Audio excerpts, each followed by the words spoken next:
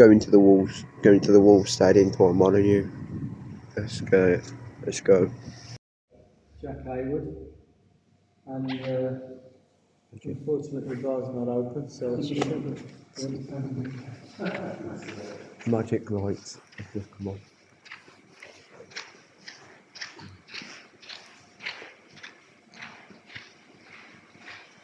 this is just a sort of a short cut into the North Bank, so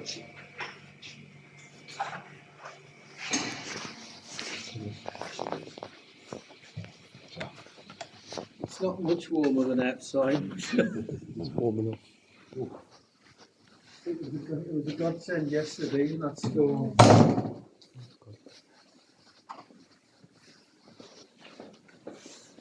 Cheapest thing here, £1. What? Eh? Stick a logo on it.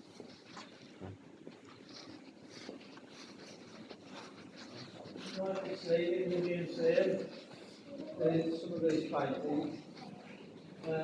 They are interesting historically because they're painted by a guy called Caddick, and it's Richard Caddick, this is, and his great grandfather was Billy Caddick, who was captain of the Wolves in 1923 when we won the 3rd Division, and his great grandfather was in the first ever Wolves team, and his name was Billy Caddick as well. This Richard Caddick, I assume he's a Wolves fan with backing like that, but he's also a Brighton and Hove Albion fan. This is Lee Griffiths, forward player. He left Wolves and went to Celtic. He's one of the few players that we sold in the old days that we got some money for. Sold him for £3 million. Not such a good guy was Andy Hamill. He came here from Liverpool as a winger and played 26 games. So he sort of finished his career at Barnsley and HM prison football team because he was done for quite a serious assault against a woman and could do jail time. So glad we got shut a bit. No one knows where that is because So what's the problem there? Like the winner point? These are clearly by the same artist, but these are the fans.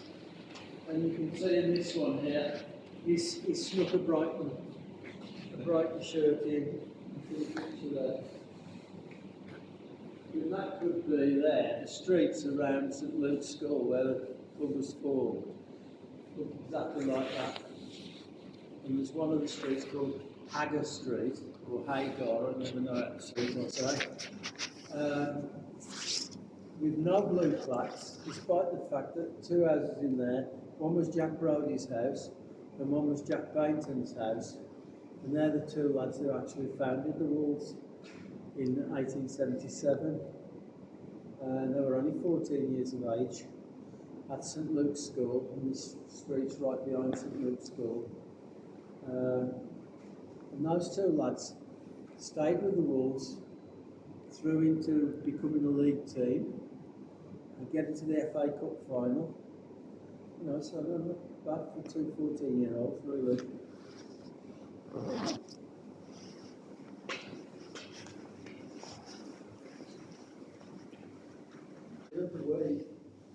We're here, and this cycle went all the way along, where the water is coming from, but it just looks as if somebody had run a house pipe down the middle.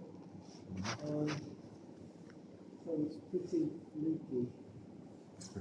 leaky room. Let's go out.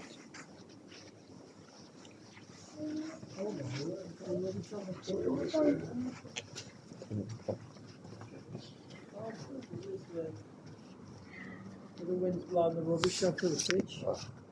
And oh dear, up there on the Steve Bull stand, you see the sort of crisscross pieces there, the crisscross. Yeah. The end one there was a metal panel, Oh yeah. It was banging yesterday. It's come off altogether now.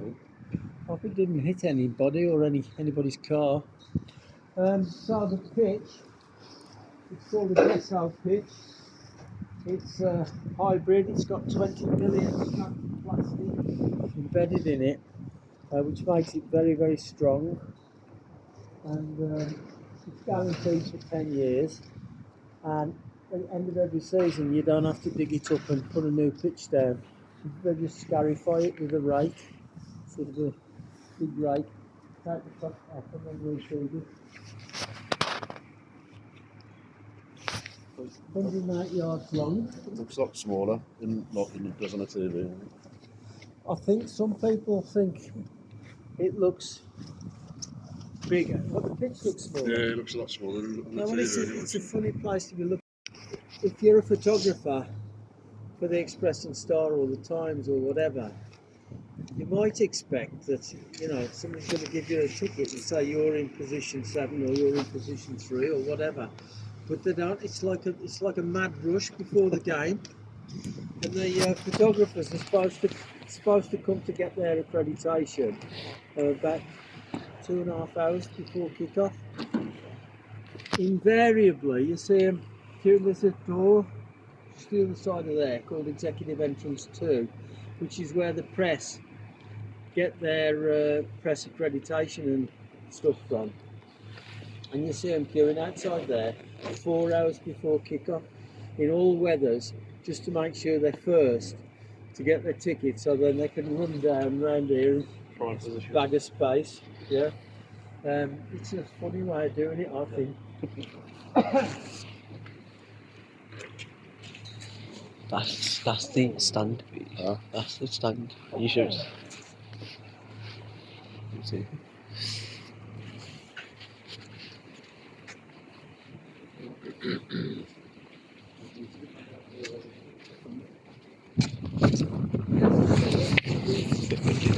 The wind blows from the north, south wind, cold is back.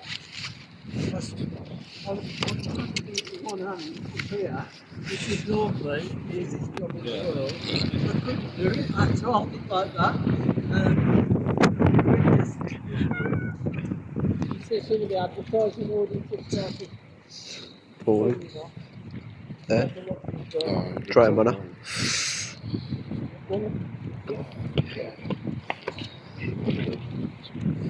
One thing about it, you see, what you got to say about our Dessau pitch is some pitches yesterday got waterlogged.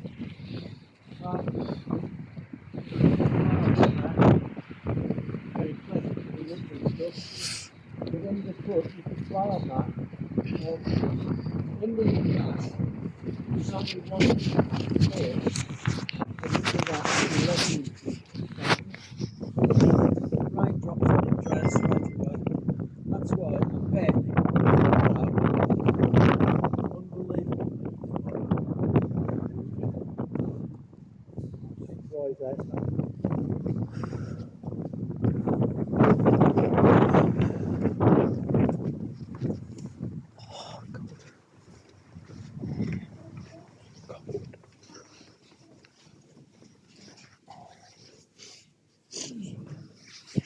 I bet you're waiting for the changing room, aren't you? I could tell. So you'll have to wait a little bit longer. Right, this is the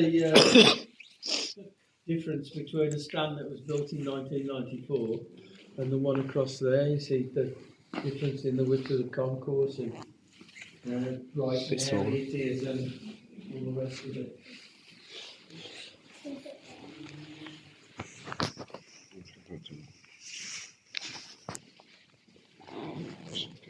Coffee. Good. Try them, Anna. Gorgeous. Doritos.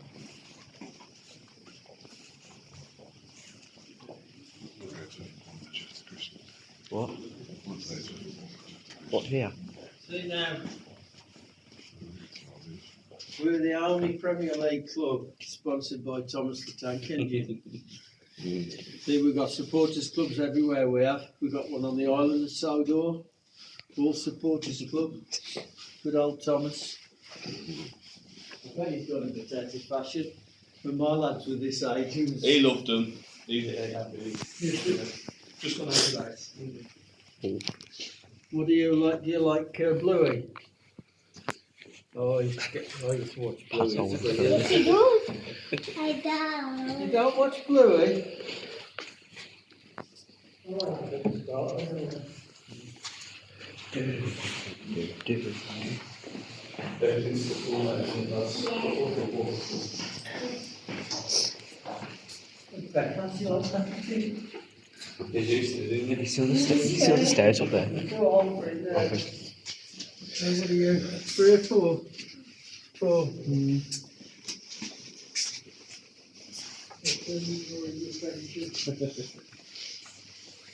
Pass holders.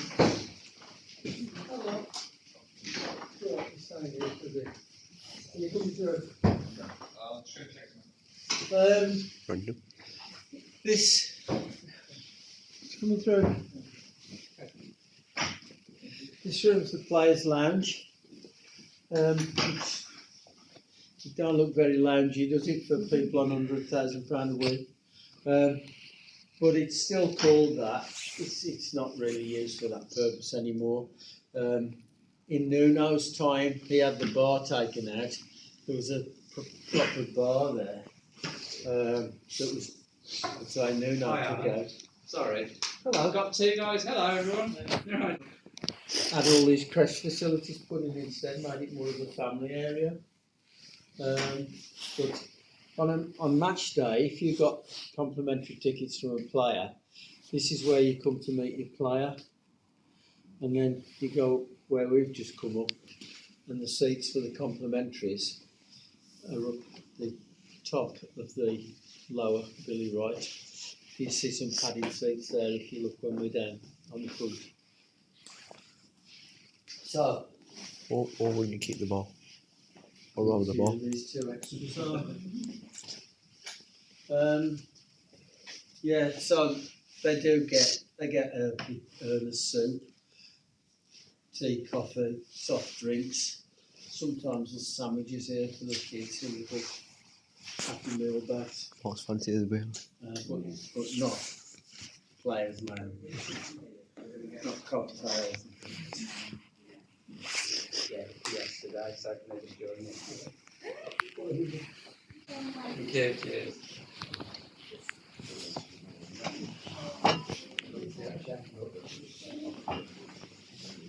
So yeah, so this is the 5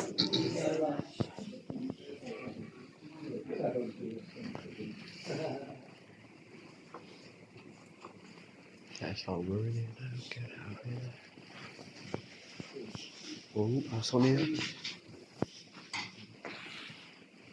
What's that? That's a team sheet. That's what the press get before the match. Doesn't just tell you the squad, it tells you the actual team that's been picked. So those are quite collectible. This is Molineux grounds in about 1860. So when the house was built at the top, that's over 300 years old, this would have been the front garden of the house. But by 1860, the whole thing had been bought by this guy called Oliver McGregor, and he turned it into a sort of a fun park. So people could pay a few pence to come in and just have a walk around the gardens. There's nothing much else to do in Wolverhampton at the weekends. In those days, there wouldn't have been a park. You couldn't just go to the West Park, because this is 30 odd years before the West Park became a park. Floating lake there. There's a green, bowling green. Cycle track around the outside. And local bike firms used to use the cycle track to advertise their bikes. So they held races around there, international races as well, World Championship races. It looks like a path about this wide on the picture, but actually I've seen photographs from races where there are 8 bikes across. So obviously that's not really to scale. But in those days there were 200 bike factories in Wolverhampton, including like Sunbeam, the most famous one, I suppose. So we'll just have a look at Edward Elgar there. He's England's most famous and greatest classical composer. If you've never heard of him, you might have heard of Land of Hope and Glory, because he wrote that. If you've been to any funerals, you might have heard Nimrod, and he wrote that. And he also wrote something called the Enigma Variations, suite of music. Variation number 10 is called Belladora, and that is named after Dora Penny, who lived in Waterloo Road, right across the road from the stadium, who was the local vicar's daughter.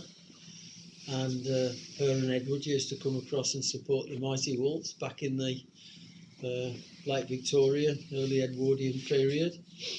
And Edward Elgar was so taken with the Wolves that he actually wrote the first ever football chant.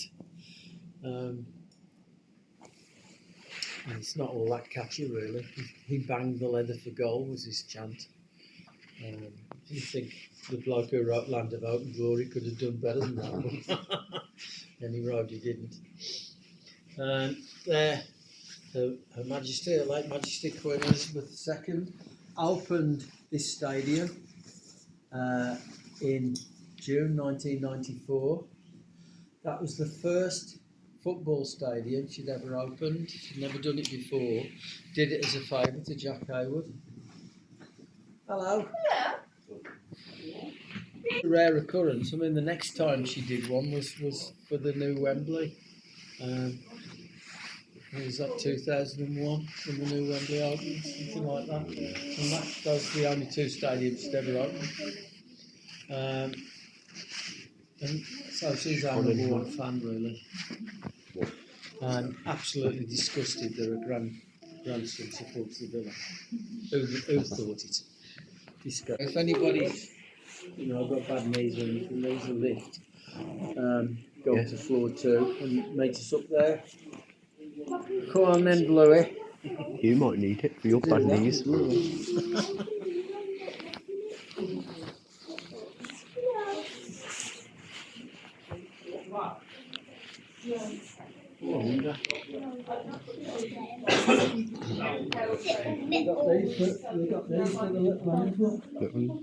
Santa tools. Santa. Thomas. Santa Dash. Hey, not that they're proper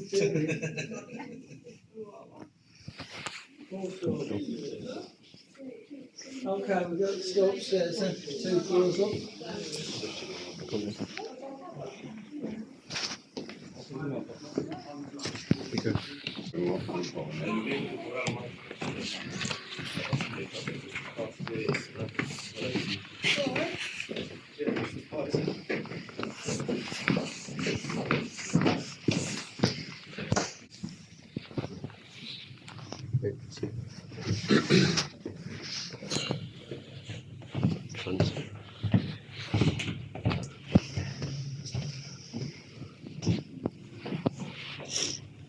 Imagine having much money and you have that for you. Just to say, anywhere where we go, we have a seat. Feel free to sit down. I mean, some people might think, this is the chairman's suite. Better not sit in Jeff Shee's chair. They all go sit down Jeff after. Shee's chair. So, pre-match, this is where the senior directors come for their pre-match meal, and people like Robert Plant and John Richards as vice presidents, they come in here as well. And I think Robert plants out the country at the moment. So, as a part-time supporter, he's not prepared to come back from Argentina to support the Wolves. But fine, I say. But no, if he was in England, if he was in the area, this is where he'd come pre-match. I think he's still got a season ticket in the Steve Bull, but he doesn't use it. He sits in the director's box. But I think he's keeping his ticket over there because he can, I suppose. When this is in use as a director's special place, you know, they can have board meetings in here, they can do all sorts during the week. If it's not required by the board, then people rent it for meetings and things. When they've had their meal, across here, these people find they've just had a 6-course meal. So obviously they might be a bit peckish, but they get a pick and mix here. Just like at the pictures. Jolly mixtures, wigglers, jelly babies, all in big jars. They used to leave them out, but people on the tours used to nick them all, so I started putting them away. Packets of biscuits. Imagine, you know, these people just had a cordon bleu meal cooked to order by a top chef across there, and have a packet of biscuits. Kills me. This is the only place in Molineux where these glasses get used, and no, this is not cheap rubbish. This is good stuff, but nowhere else. And I mean, I think it's probably self-evident why they're nowhere else, because they just get nicked, wouldn't they? These have survived since 2017 without, I don't think any of them have gone missing unless I've been replacing them every week. And Jeff Shee likes to drop a whiskey, so he gets a whiskey glass.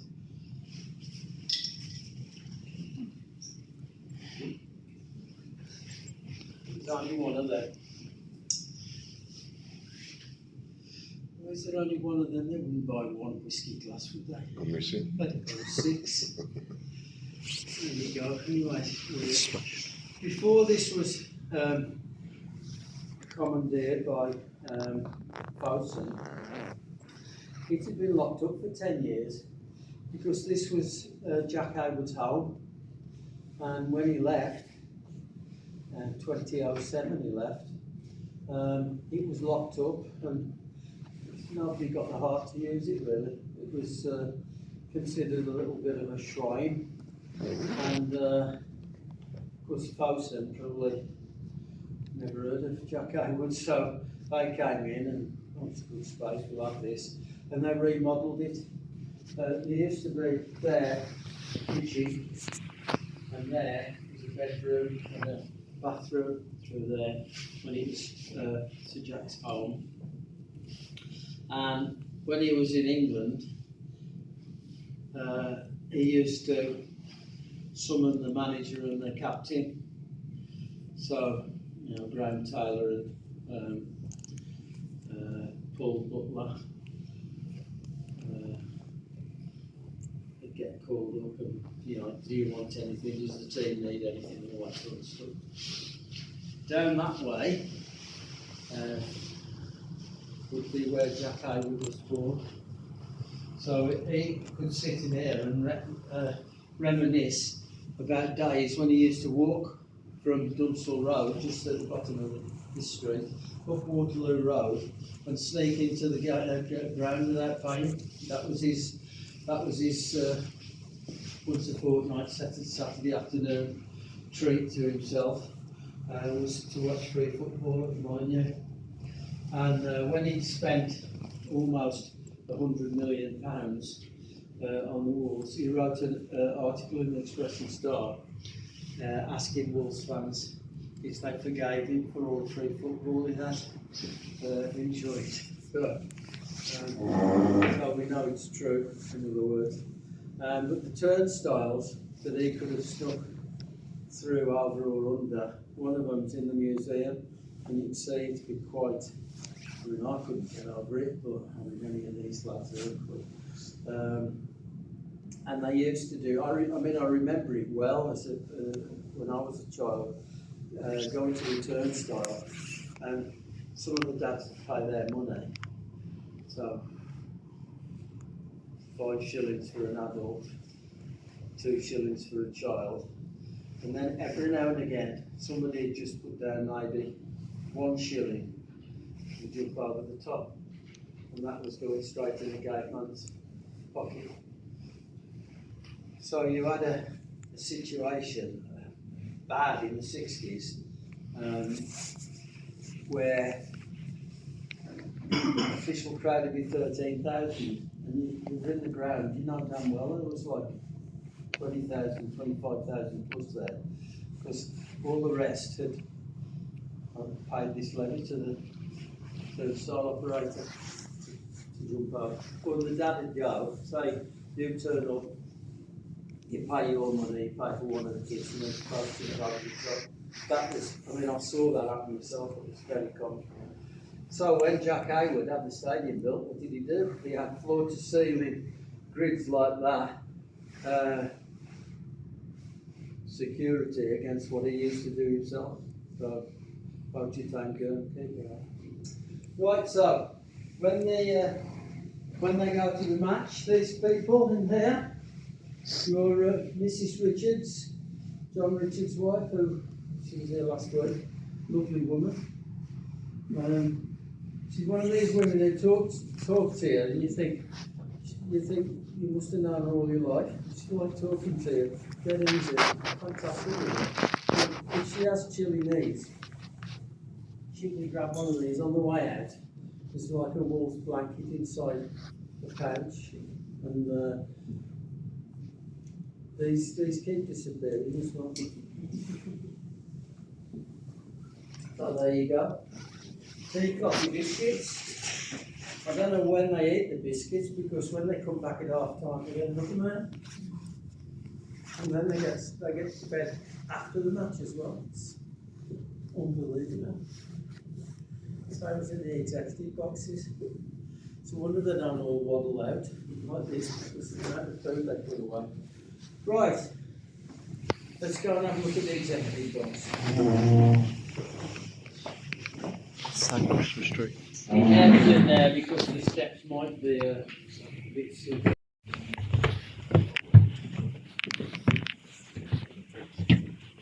It's the kitchen. This is the kitchen where their food's cooked. So they don't get any like Levy's Baltic pies or anything like that. Bunnies and chips. No like exit. No exit.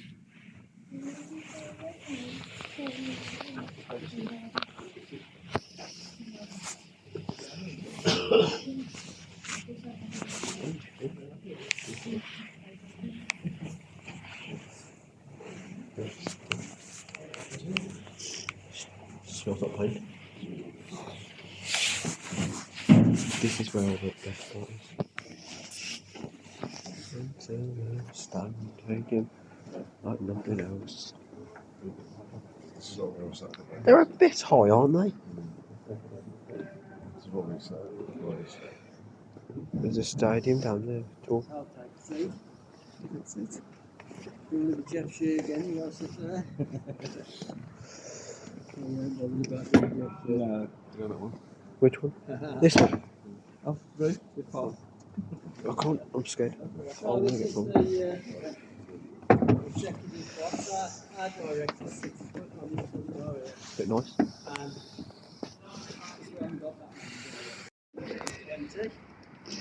And the bit that's immediately facing us with 6 windows across and the portico door, that's the original house All the rest to the right is extensions. So the first bit is this Victorian extension, and then the bigger bit on the side is Wolverhampton City Archives. And the house originally was built by a guy called John Rock, and he went bust and sold out to the Molineux family, which is why it's called Molineux House. If he hadn't gone bust Officials. and everything else had stayed the same, this would be the Rock Stadium, which would be very nice.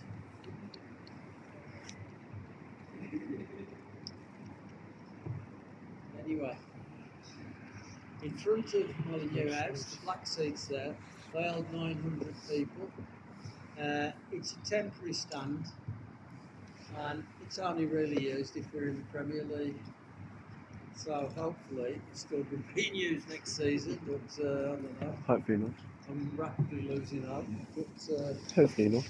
I mean, we're nearly halfway through the season now, aren't we? So it's not looking great. Anyway, you see there's no roof on that. So, I mean, my feeble joke on that is that those people like singing in the rain, so that must be the Gene Kelly stand. The South Bank, aka the Sir Jack Ogle stand, that holds 5,000 people, and the rails there are to enable people to safely support the club standing up. They stop any surges or anything like that, stop any potential Hillsborough type disasters.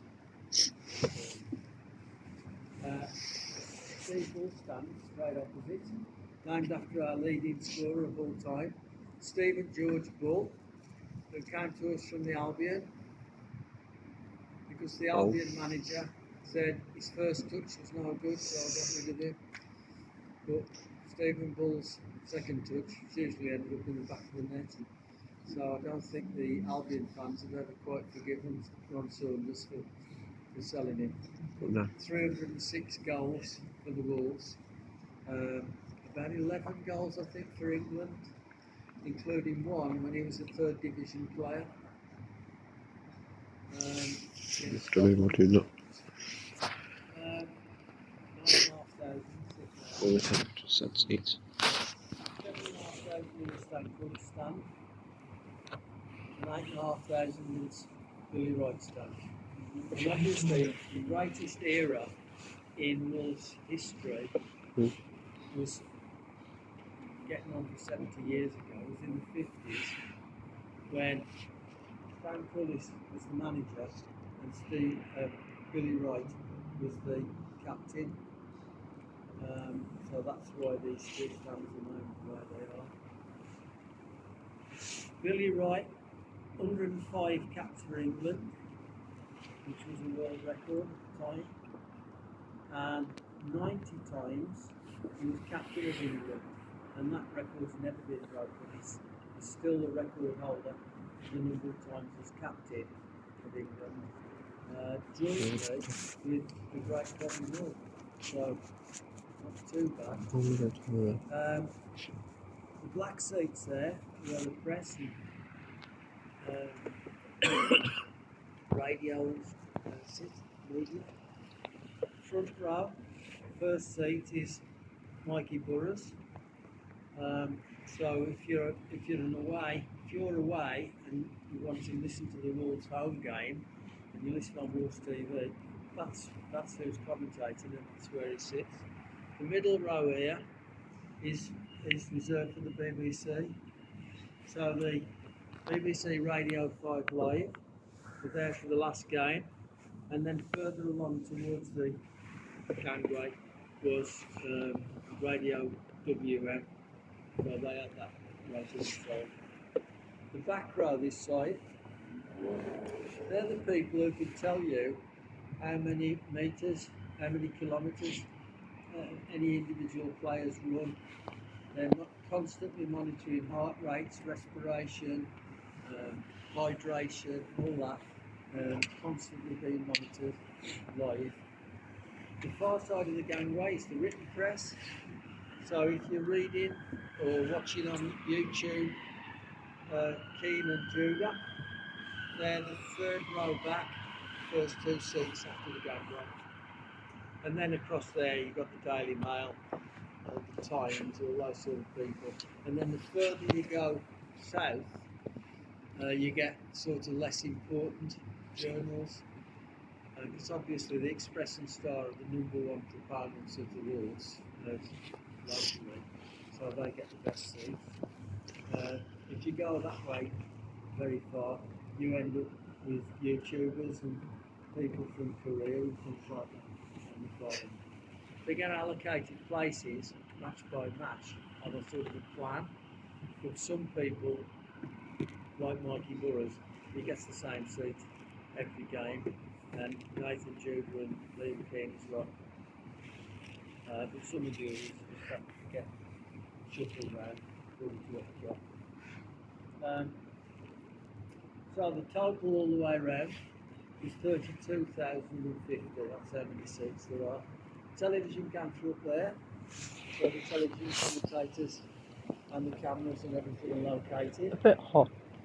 And Just a bit high. it's 32,050, but the attendance Just a bit high. never comes up as 32,050. There's a lot of people haven't come through turnstiles, so if it ever says 31,600 or so, that's a full house, no empty seats. So there's at least 400 people who didn't come through the turnstiles. Okay, let's go and have a look. We're going to have a look at the press room next.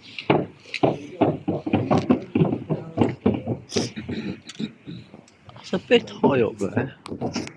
Oh well. Don't fall.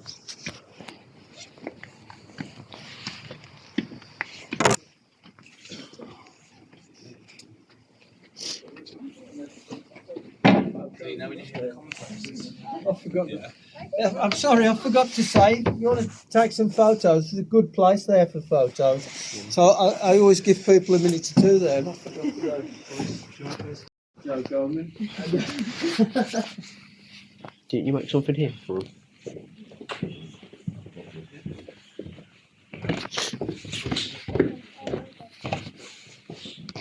A bit dark in here. This used to be the press room, but as you can see, it's quite small. It's got a great big pillar in the way, so you know the press people and the photographers and stuff struggling to get heard or to take a picture or whatever. And no podium for the manager. The manager used to sit at a table there with a microphone, and that was what you got. That up there was enclosed. So this was a closed space for the press room. Far too small for a Premier League team. And so it had to go. And what happens in here now is you can buy a very expensive ticket for the match. Could cost you up to 495 quid For for a match ticket and a meal in here. And you'd think that's a bit steep for the rubbish they're serving out on the pitch, but it's sold out every match. Actually, no, that's not strictly true. There are slightly cheaper versions downstairs, and if this isn't sold out, they want it to look sold out. So what they do is they upgrade the people. They upgrade them from Billy's Boot Room into the Sir Jack's restaurant, and then if there aren't enough to fill that, they upgrade them up to here. So this always is full. I mean, mainly it's full because it's full, but if it's not, that's what they do, they upgrade people. Do you want that TV?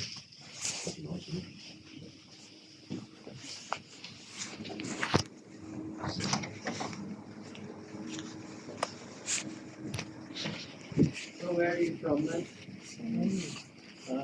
Sarabia.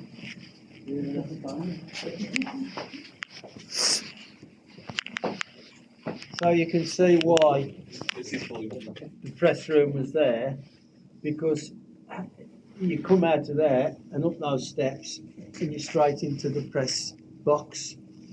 So you have your cup of tea in there, walk up there and you're in the press box.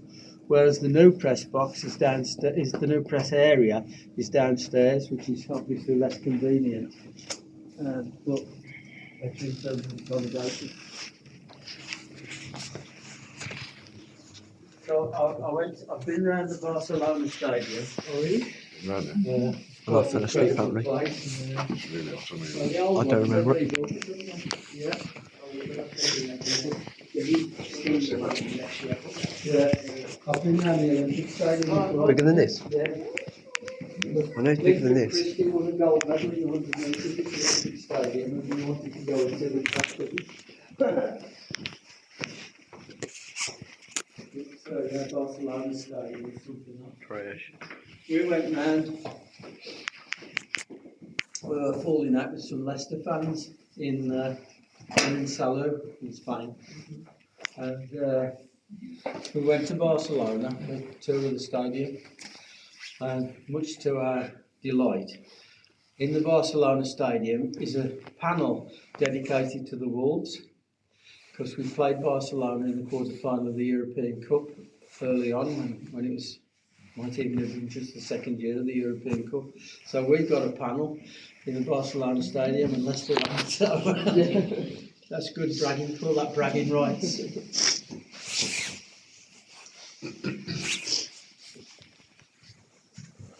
Oh, fingers.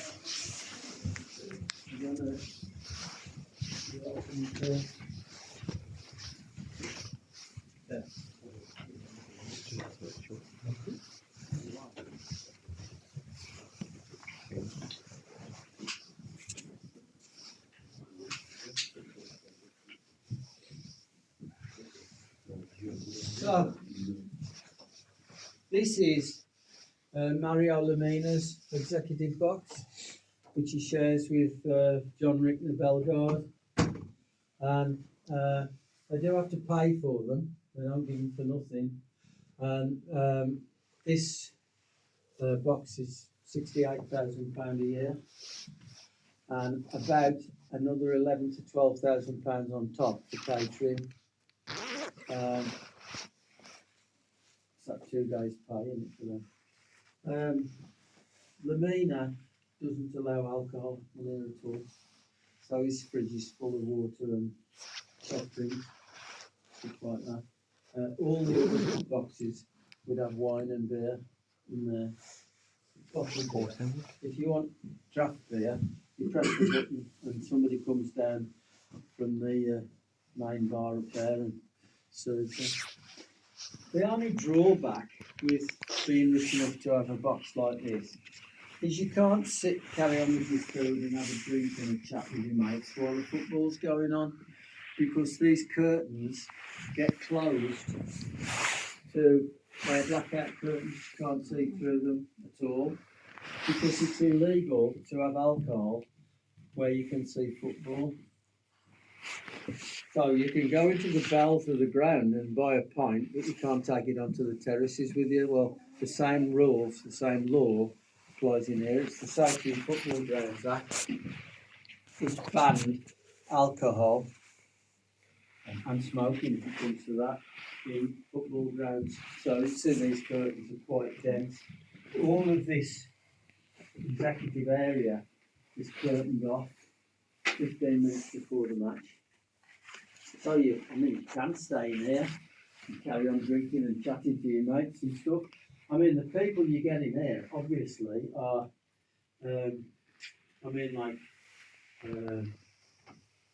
Mrs. Saar, Mrs. Sumedo, these kind of people.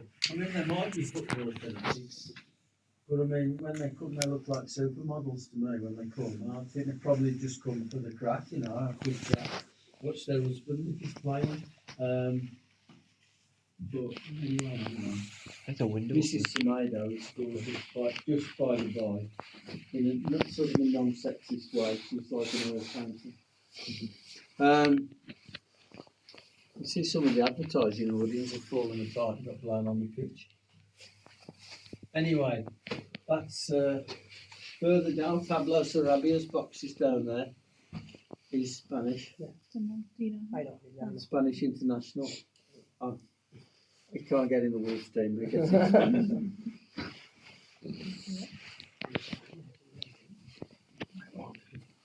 say you were supposed to be here yesterday? Or last Sunday? You missed your day for coming. No, it's all right. It's all right. I don't mind. But when were you supposed to come? I don't speak English. What do you speak? Do you speak French? Poland. From Poland? Poland, yes. Don't speak French in Polish. Speak Polish. Polish, yes. Are you all right? Are you all right? This is tour stadium in Birmingham. This is Aston Villa, Wolverhampton, West Brom. Okay. I like it football, yeah. So yeah, so Villa. Villa, Wolves. yes. Molineux, You Wolves. like football, and you go to West Brom. Only joking. West Brom's a football team as well. Actually, one of our oldest, we played West Brom right back in 1877 when they were George Salter Scales. We were St Luke's FC and they were George Salter Scales. Not a lot of people know that. And the lawnmower factory up there, they were all the lawnmower factory and the Scales factory and everything. George Salter. West Bromwich School called George Salter, where I used to teach. And George Salter's was big influence around there, but the football team were part of that. Before they were called the Baggies. Why are they called the Baggies? It's because they wear baggy shorts. Don't know. Well, now they've got a throstle as their emblem, haven't they? Like a sparrow. Yeah. There's a sparrow. Okay.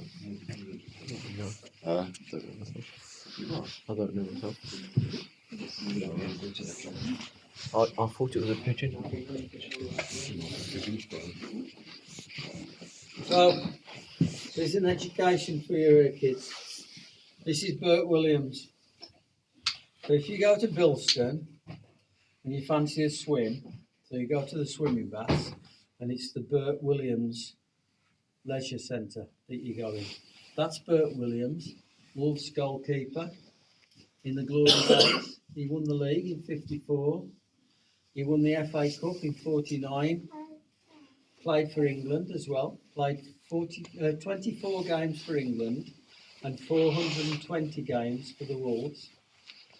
And notice what he's wearing compared to what they're wearing now. A woolly jumper, a workman's cap, no gloves. And look at this for a leap here. Now, they could have called him the Salmon because of that leap, but they didn't. They called him the Cat.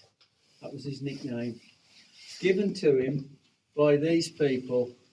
This is a crowd in Italy, in Turin. And you see there's an Italian policeman there, look, Carabinieri with his stick and that. And this guy here is Alf Ramsey. You know who Alf Ramsey was? You? No, you don't. You don't even know who Blue is. Alf Ramsey was England's manager when England won the World Cup. So the only thing England had ever won was one game.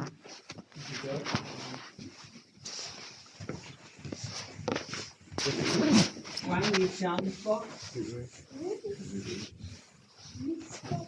Pablo Sarabia. Shit. Pablo Sarabia. Shit. That's it. Really right box. Surprised I still got these.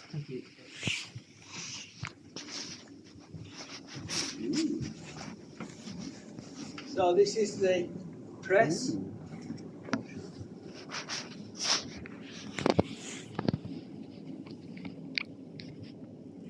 Sala del Giornalista in there, where all of the people in the press box up there come in pre-match for a meal.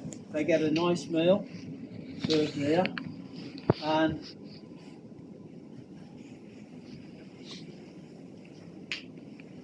this is a sample menu. So a morning snack of fruit and Danish pastries, very nice. char grilled jerk chicken, tamarind roasted aubergine, onion sesame baked sweet potato, Cajun spice slaw, mixed salad reeds, salted caramel panna cotta, and an afternoon snack of a double chocolate cookie. That's not a typical menu. Last Saturday, what was on offer here was hot pot, lamb hot pot. It was really nice, and a vegetable stew. Around the walls, these paintings done by Louis Cobalt, they represent Wolves' journey through the Europa League when we got to the quarter-final. They're all like programme covers for the home legs. There's Belfast Crusaders, played them. There's Torino, played Torino. Braga, Portugal. Slovan Bratislava. Besiktas, Turkey. Espanyol, Barcelona, yeah. Espanyol. And Olympiacos. We didn't play the team, so. So, you want to take your pictures up there, sitting in. Well, some photos. His name was, and this room's named after him. He was one of these guys who did a bit of everything. He helped in the kit room, he helped in the museum, he was general press liaison, all sorts of stuff he did for us.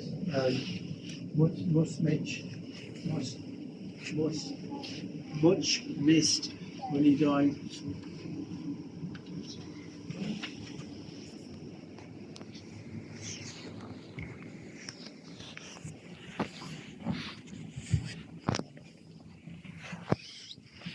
Is your name Jordan? Oh, that's Jordan, the basketball player then, is it? Yeah, Jordan. Okay.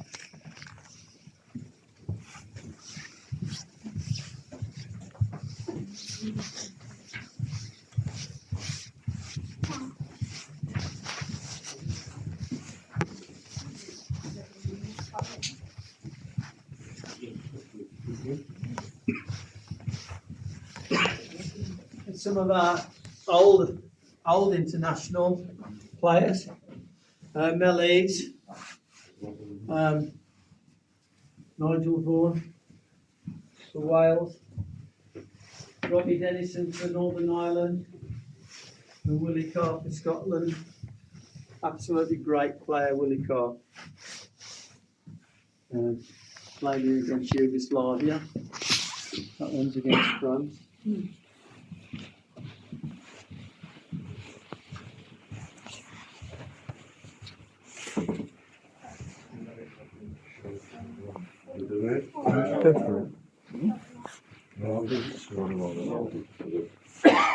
See, same rules apply. Curtains. This is the President's Suite. Another very expensive place to get a match ticket. And this basically sold out for the whole season because companies buy tables of 10 for their employees. An individual seat at a table in there would cost about 400, depending on the game. You know, if we were playing Real Madrid, they'd probably make it 700, but if you're playing Brentford, it's probably 300. Right, that's how it works. Seats on the outside, not enough for all the people sitting there, so some of the people have seats in the stand there.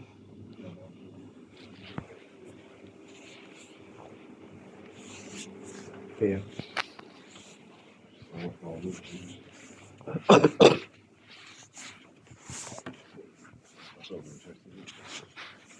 What was the beer pong?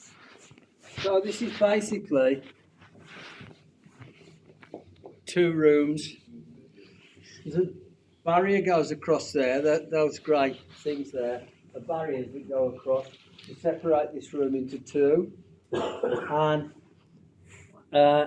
all of it's the President's Suite on match day, but at other times it can have differentiated uses. Like for instance, that side is licensed for weddings, so you know you can propose to your loved one on the pitch and you can marry her there, and that's a legal marriage ceremony. What else was I going to tell you? A few years ago, there was a massive fire at the Molineux, and this part of the room was totally destroyed, and that part stayed safe because the barriers were up. What was the cause of the fire? What was the cause of the fire? The cause of the fire was a dishwasher behind the bar there.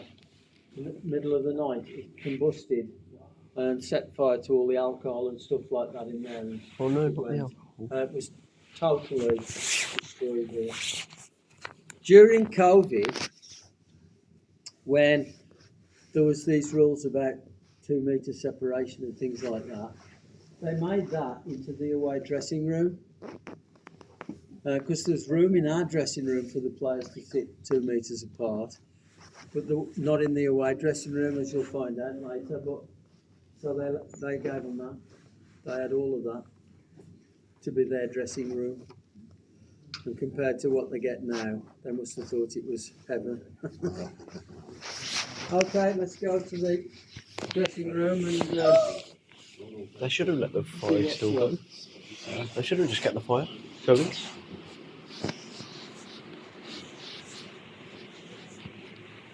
Get that on the wall.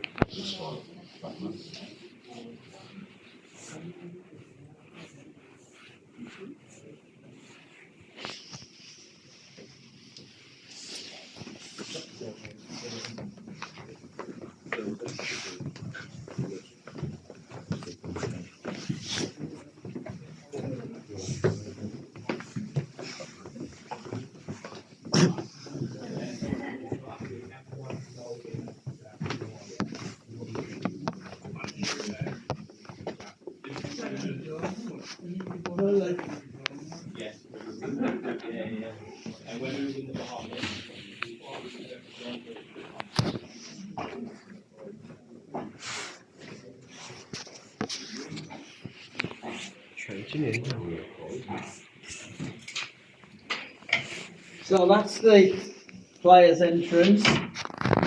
When the coaches pull up outside, the players get out, they come down this corridor into the changing room area, and not very many people are allowed in there on match days because it's restricted to a couple of members of the press pack, maybe Sky News and maybe the Express and Star, because there's not really room for many more. And Wolves media team, because they might be making videos, they're allowed down here. It's very restricted area. And that's where they get nabbed for interviews.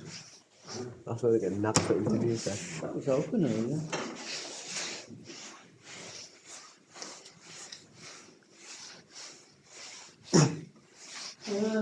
We'll start with the away dressing room. Yeah.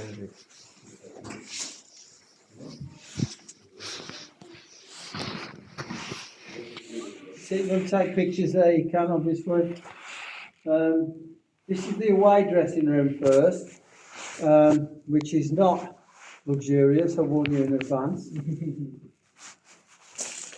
is where we send them baggies and things, and then Manchester Uniteds and that.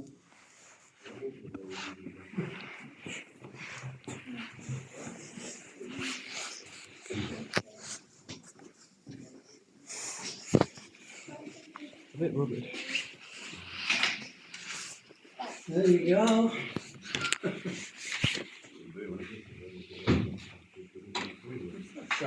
What's further? Look at that. And you might like. Oh, right, yeah. So the away dressing room is, as you can see, very basic. You could be sitting in a high school dressing room or on the park. They wouldn't build one like this now This is usually on the stadium. You even have this differential between the home and away dressing room. This used to be a lot worse. The walls used to be all painted yellow, the same as that door. Can you imagine that? It's very depressing. The ceiling tiles were all replaced in the Premier League because they were all broken and faded. The bathroom facilities were all replaced. And that was all done at the Premier League's behest. That's all had to be improved. When you consider that on a match day there could be 27 fully grown men in here, and in there you've got 2 toilets and 5 showers. That's all you've got. The physio table there, that's the first time I've ever seen that there. I don't know whether we bought a new one and we gave them our old one, I don't know. But don't normally get that. When Morgan Gibbs White came here with Nottingham Forest, this is where he sat, right here. And you can imagine what they'd have to do with all the kit out and everything. It was folded up and just folded up on the seat. So not all that convenient. You know to get dressed, you've got to virtually stand up. You can't sit down if your kit's where you've got to sit. So you've either got to put your kit on the floor or you've got to get changed standing up. It's really not ideal. Anyway, It's intentional. it's done intentionally. Yeah. This 4-slat bench luxury, the Premier League made us move to 4 slats when previously there were only 3. And in our jail, in the prison, in the South Bank, there have always been 4 slats on the benches. So we treated our hooligans better than we treat the away players. And how much of that the Spanish or the Polish understood? I don't know. Where's this mic then? Oh, see, actually, that demonstrates one of the problems of the changing room because he's sitting where Haaland sits. That's Haaland's seat there. I'm sitting where Morgan Gibbs White sits. He'll never play for Man City, but we get the point. Kane sat there. Now imagine that Kane sat there because that gives him the best chance of seeing the most number of people. As the captain of Spurs a few years ago, to see more people because he can sit in there. All of that corner is invisible to him. Do you think all the naughty boys would go and sit there, wouldn't they? And the manager, if he wants to get anything across, he's got to walk around. You can't stand in any one place and see everybody. Well, that's the best place to see most people there. Raheem Sterling sat there. You don't know who Raheem Sterling is? Football player for Chelsea. Right, we're going to have a look at the home dressing room. You can see if it's any better. Well, it is any. I'll give you a clue. It is better. Probably not as good as West Brom's. Come on then.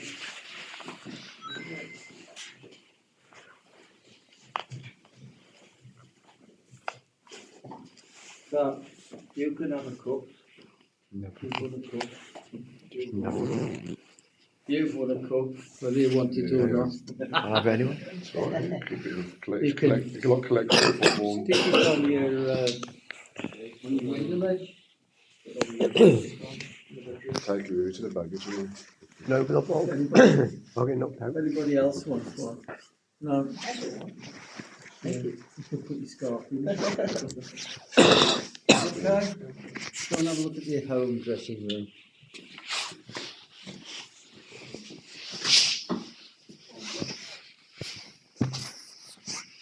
Mighty Wolf. The door's better than the whole changing room. Huh? The door's better than the changing room. The hall's better than the changing room, that's true. It is. There's also, just by that Molineux sign, there's a door there.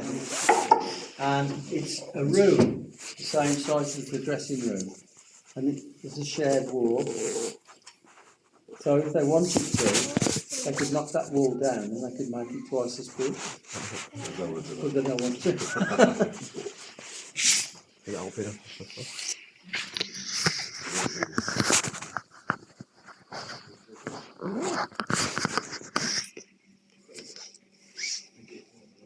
So here we go. I now have to sit in it on the 25. Taking a sit. Choose a player. Have a kitchen paper with his shirt. Who are you after? What's his name? Bring the image Who are again. you looking for? Dippy. Mario as well. Go on, there's room for both of you. You can go and leave the drawing room, there's room on the chair for two. I wonder if anybody's tried to nab one of these shirts while they're doing it. What? So this this gadget here has got an interesting history. This is God, it's a Premier League ball. It's 2 Premier League balls. With the ice bath. All with the ice bath. Fuck the wall still.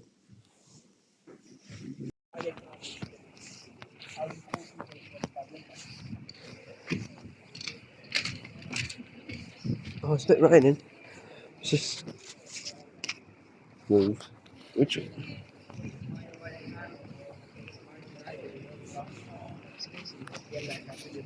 Which one's which? Which one's which? I'll see you why. Okay.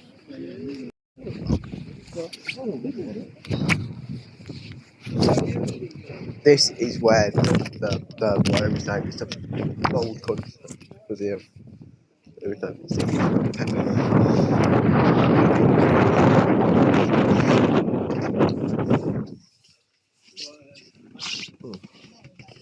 When it rains and you're watching it, you're a man and you player. You get called up. Called up. this is a good photo spot here.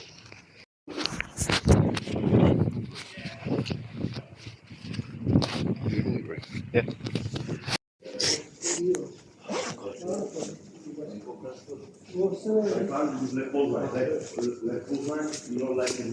No?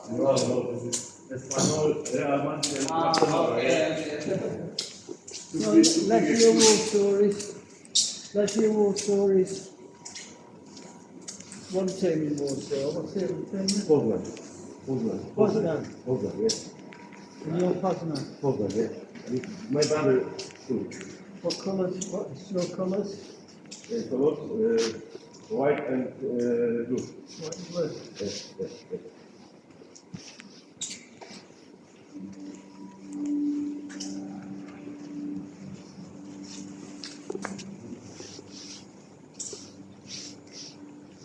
How's your Risha? I'm broke.